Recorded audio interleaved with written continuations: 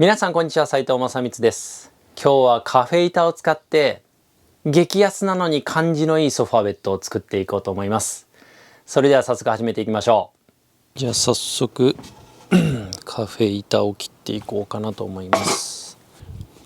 ラフカット、大体のカットを中ですると大変なんで外でザクッとカットしておきます。だいたい665になりますね。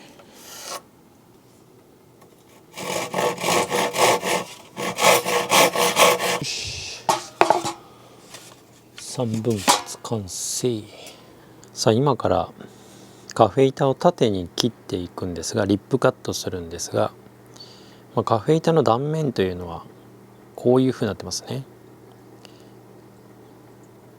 床板にするためにこういう形になってます。なのでここ基準にリップカットして 135mm するとこのまま残ってしまいます。なのでちょっと多めにカットしといて、後で逆側をもう一回必要な寸法に切るという手順でやりたいと思います。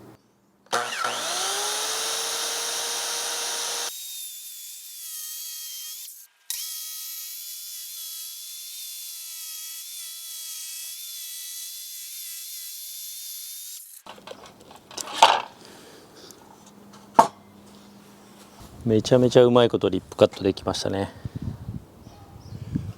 いいですね。端から 150mm で描いていきます。ぴったり合わせて、さらにこちら側を描いておきます。こうやっておけば間違いないです。こうやってカッターナイフを沿わせるとぴったりの位置に線を引くことができます。ではここに溝を掘っていきたいと思います。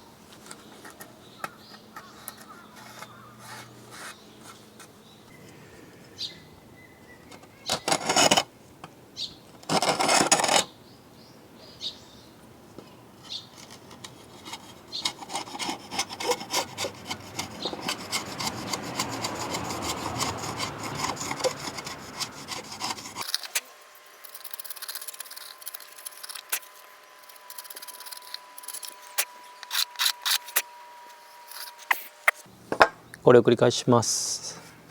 はい、では3箇所とも溝掘り終わりました。少しの力で入っていって、フリクションで抵抗で、この摩擦抵抗で持ち上がる、これぐらいを目安に、調整しました。先ほどの溝は背もたれの板がはまるためのものでした。背もたれの板には切り欠きをつけておきます。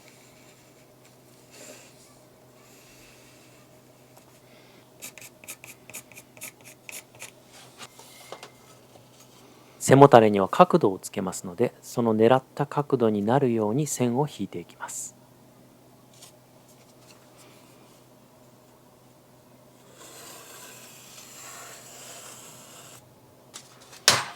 線のどちら側をカットするかよくミスをするので、このようにカットする側を明示しておきます。ジグを使ってカットしていきます。正確な寸法を出すよりも3つとも同じ寸法、同じ形になることの方が大事です。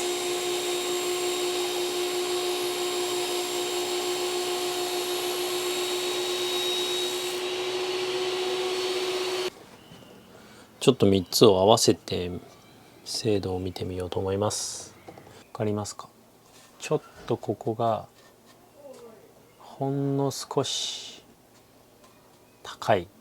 ただこのスタートテーパーのこの交点を見ると、まあ許容範囲内かな。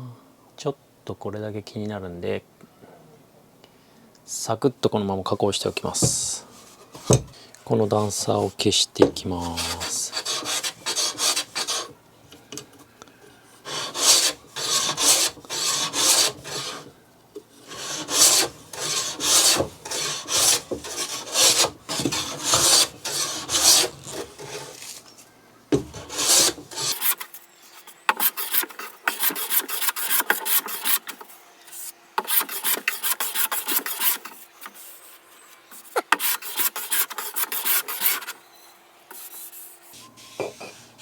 一つの平面になりましたね。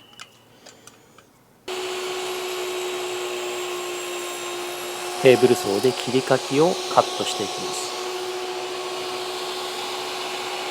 す。3つとも3枚重ねて同時に加工しているので、同じ形状に加工することができます。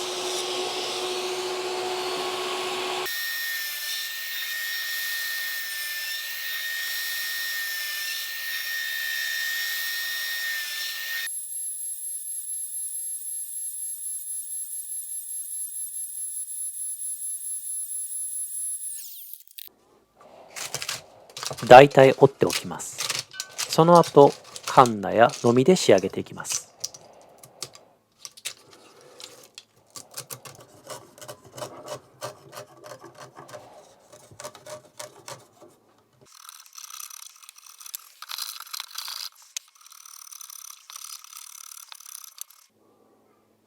綺麗になりましたね。このぐらいで十分です。ここからはひたすらカフェ板の端っこの部分を切り落としにリップカットを続けています。最初丸ノコで進めていたんですが、どうしても丸ノコの木くずが飛び散ってしまうのでテーブル層に切り替えました。本当にひたすらリップカットをし続けていきます。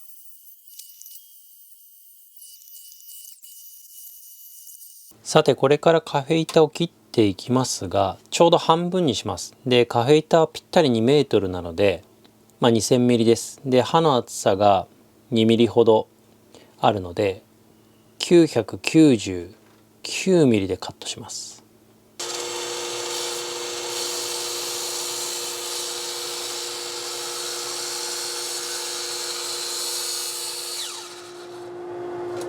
仮置きして間違わないように印をマスキングテープでつけておきます。ミスを防ぐためです。マスキングテープの貼る数を変えてどことどこが接合されるのか示しておきます。間違いやすいのでポケットホールの場所もマーキングしておきます。これは3つで、内側に溝があったらもうほら間違えましたね。逆です。ひっくり返します。こうやって簡単に間違うので本当に要注意です。ポケットホールだけですと組み立ての時に目違いが起きて大変ですので、補助的にダボ継ぎをすることにしました。接着剤等は使いません。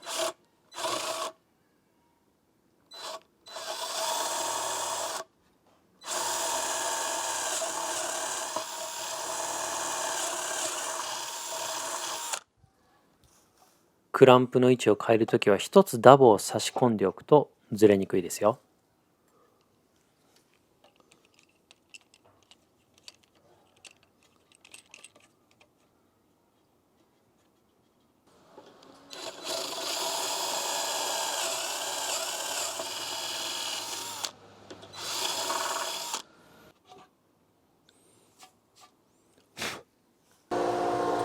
ダボ穴の両サイドにポケットホールを開けていきます。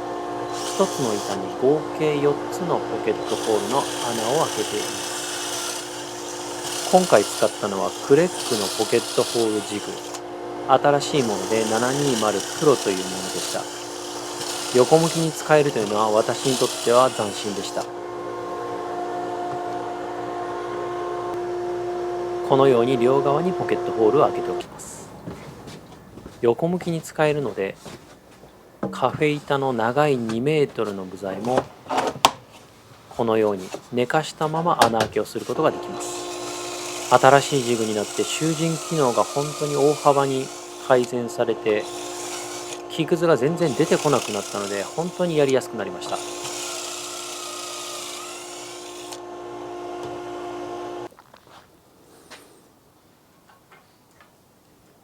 ダボを使いながら組み立てていきます。目違いが起きないように、ずれないようにダボは刺しておきます。止めるのはポケットホールだけです。4つあれば十分ですね。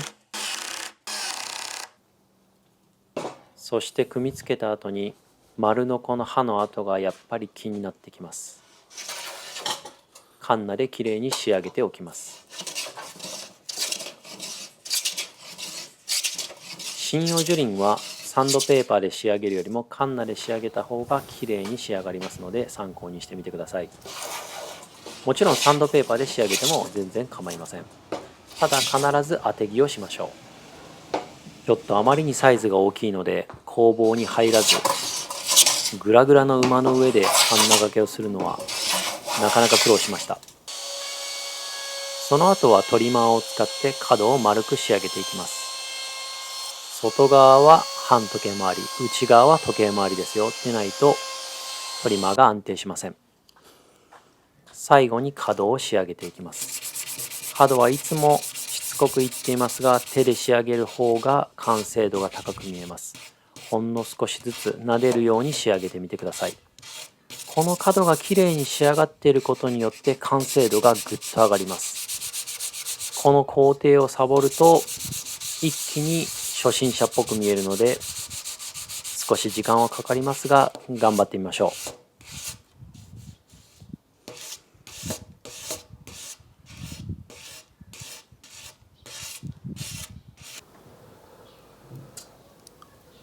組み立てる前に蜜蝋ワックスで仕上げておきます。本当は何も塗らなくても全く構わないのですが、やはり子どもたちが触って手垢がついてしまうのでワックスで仕上げておきます。ちなみにこのワックスは日本製で口に入れても大丈夫なグレードのものです。そしてベッドのすのこの部分になる板に下穴を開けていきます。これは本当にめんどくさいですが、この下穴を開けるのは大切ですので手を抜かないでください。背もたれになる部分を取り付けていきます。溝を掘ったところに切り欠いた背もたれの柱を立てていきます。ちょっとアングルが悪くてごめんなさい。ネジを内側から4本ほど打ち込みました。その作業を繰り返します。一番最初にここに 60mm のスペーサーを1枚入れて取り付けをスタートします。これですのこを作っていきます。板の幅と隙間はすべて 60mm に揃えてあるので、並べておいて一つ飛ばしにネジで留めていけば簡単に仕上がります。さあいよいよ室内で組み立てです。お姉ちゃんそっちちょっと持って。よーし、じゃあ持ってくれる？うん。こうだな。で、ここがさあ1枚この板分1枚こうわかる？になるぐらいにちょっと持ってて、でこれがもうちょっとこっちに寄せれる？ OK。 でそこで持っててね。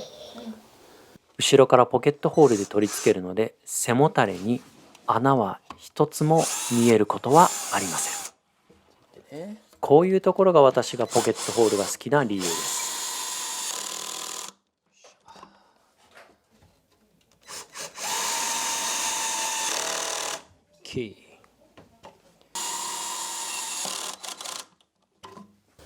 待ってな。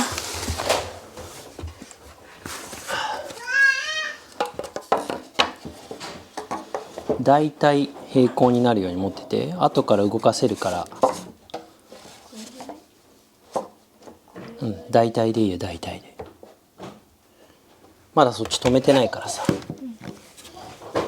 子供に持ってもらいながら背もたれを取り付けていきます。背もたれと背もたれの間に板をかましておけば間隔が一定になって綺麗に見えるので、やってみてください。じゃあ圧縮梱包のマットレスの届いていきたいと思います。圧縮梱包のマットレス使ったことありますかね。個人的にはめちゃくちゃ好きなんですけど、よいしょよいしょよいしょよいしょ。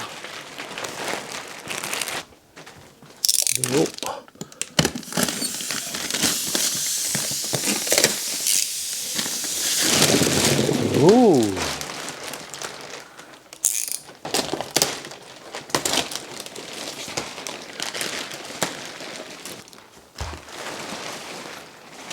入るかな、ドキドキ。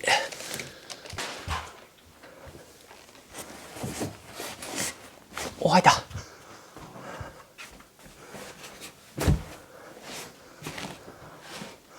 やったー。おーちょっとこれ映んない。いかがだったでしょうか。カフェ板を使ったソファーベッド。これ思いついたのは、カフェ板を見に行った時に長さが2メートルで厚さが3センチ。で、ベッドのマットレスは長さが197センチなので、なんとかうまいことできないかなと思ったのが始まりです。ぜひ参考にしてみてください。皆さんのお宅の事情に合わせたサイズにしてみることをお勧めします。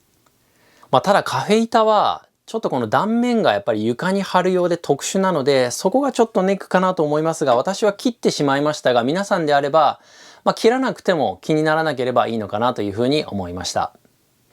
今日も最後まで見ていただきましてありがとうございました。もし今日のプロジェクト、寸法が気になるという方いましたら、もし反響が大きかったらノートなんかにまた上げてみようと思いますので、コメント欄の方に記入していただけると嬉しいです。そして、このチャンネルでは木工 DIY に関する役に立つ情報をこれからも共有していきますので、今日の動画気に入っていただけたという方は、チャンネル登録をぜひよろしくお願いします。ではまた次の動画でお会いしましょう。ここからはおまけなんですけど、今回選んだマットレスは私が普段寝てるマットレスの、シングルのものになります。で、もともともっと高いマットレスも使ってたんですけど、それはちょっと子供にあげて、今ちょっと安めの手に入りやすい価格帯のものを使ってます。で、最初圧縮梱包に出会った時にすごい楽しくて、圧縮されてAmazon から配送されて、そもそもベッドのマットレス Amazon から発送されてくるっていう感覚がなかったので、すごい斬新でした。で、開けてみたらしっかりふわっとしていて、1日経てばしっかり使い物になるし、で、安いにもかかわらずなかなかへたらないしで、結構いいなって思ったのが最初の感触でした。で、今回あんまりへたらなかったんで、ソファーベッドにも使ってみようと思った次第です。で、子供たちがいつもソファーに座るんですけど、結局寝転んじゃうんですよね。で、寝転んでゴロゴロしてて鬱陶しいしで、友達の家でベッドを完全にソファーにしてる家があったんですよ。なのでちょっと私もそれを真似して、ちょっとカフェ板もいいのあるし、安いベッドのマットレスと組み合わせたらどうなるかっていうのを今回やってみました。今のところ子供や家族の評判はもう上々なので、長期的なレポートをこれからもへたらないかとか、汚れはどうかとか、傷どうなってんのっていうところをまた 2,3 年後とかにお伝えできればと思います。おまけまで見ていただきましてありがとうございました。ではまた次の動画でお会いしましょう。